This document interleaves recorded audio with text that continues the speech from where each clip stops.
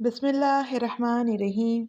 السلام علیکم، میں ہوں موسیٰ۔ آج کا عنوان ہے دل کو دل سے راہ ہوتی ہے۔ بسوں کے اڈے پر بنے چائے کے ڈھابے پہ بیٹھے اس نابینا شخص کو میں اکثر دیکھا کرتا تھا۔ چادر کی بکل مارے اللہ اللہ کرتا وہ شخص نہ جانے کیوں مجھے بہت عجیب لگتا۔ عجیب ایسا کہ دل اس کی طرف کھنچتا تھا۔ میرا جی چاہتا کہ اس سے بات کروں، مگر جلدی کے سبب بات ہو نہ پاتی۔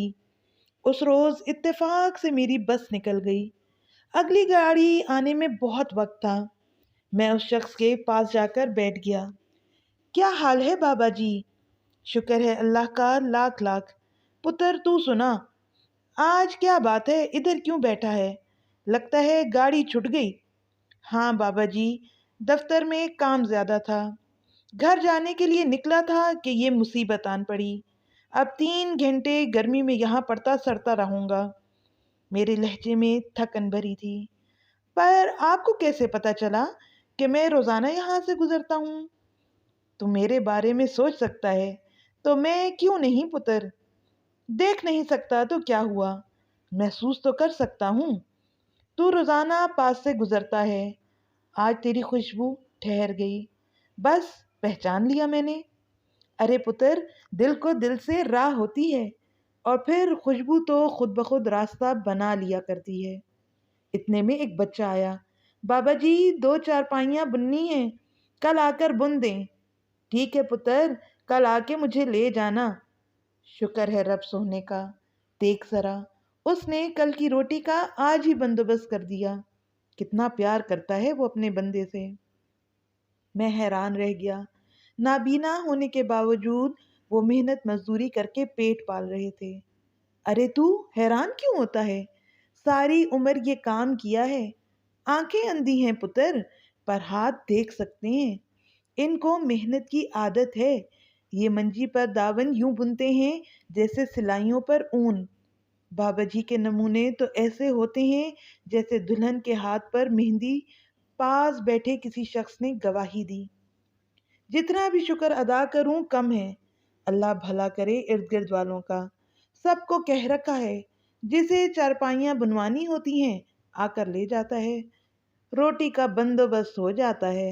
میں اور میری گھر والی ہی تو ہیں، زیادہ کی چاہی نہیں پتر۔ یہ کہہ کر بابا جی نے ٹفن کھولا۔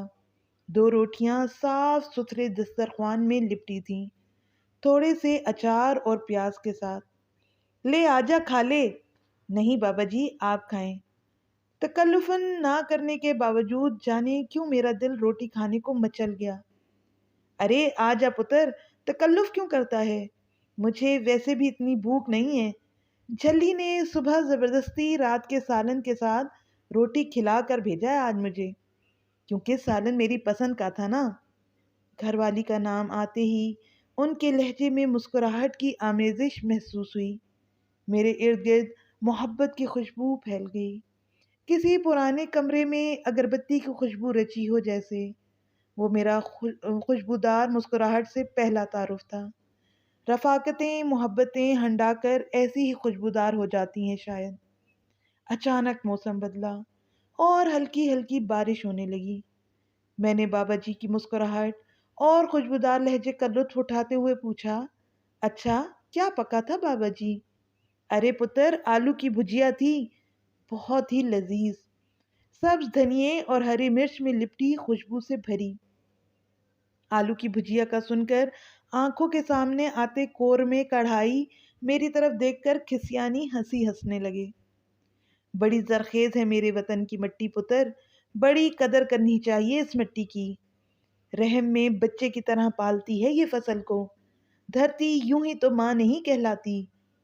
بارش کی چند بوندوں کے بعد مٹی سے اٹھتی خوشبو اپنی وفا کی گواہی دے رہی تھی۔ میرا دل بے اختیار عطردار بارشوں کی اس سرزمین کے لیے محبت سے بھر گیا۔ ایسی محبت پہلی بار محسوس ہوئی تھی مجھے۔ آنکھیں قدموں سے لپٹ گئیں۔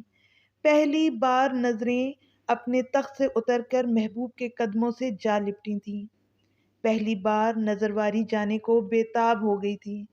میرے اندر کوئی اور آن بسا تھا شاید۔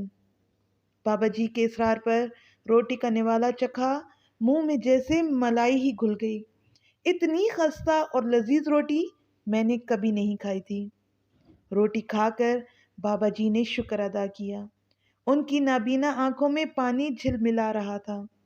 بے نور آنکھوں میں اتنا نور کبھی نہیں دیکھا تھا میں نے۔ سب کچھ ہوتے ہوئے بھی ہم اتنے ناآسودہ کیوں ہیں؟ آج مجھے میرے اس سوال کا جواب مل گیا تھا۔ ناشکری کے گدھ کی طرح نوچ نوچ کر ہمارا سکھ کھا جاتی ہے۔ بابا جی دیکھ نہیں سکتے تھے، مگر ان کا دل بینا تھا، اور میں آنکھیں ہوتے ہوئے بھی اندھا۔ بس آ گئی تھی۔ چند گھنٹوں کی ملاقات احساس زیاں کا کاری وار لگا گئی۔